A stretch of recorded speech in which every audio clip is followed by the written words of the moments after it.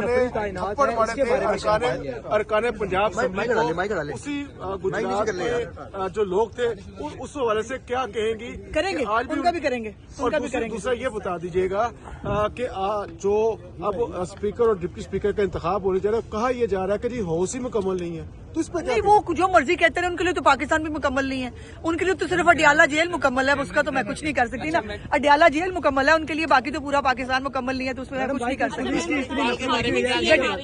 बच्ची को पहले बच्ची खातून सीएम आ रही है, क्या औरतों के लिए अब क्या इकदाम किए? आप देखोगी बेटा, मतलब औरत आपको हर शोबे के अंदर आगे बढ़ती हुई, उनको मौके मिलते हुए नजर आएंगे, और वो इकदाम होंगे जो कभी पाकिस्तान में किसी ने नहीं सोचे। पंजाब तो बहुत बात है।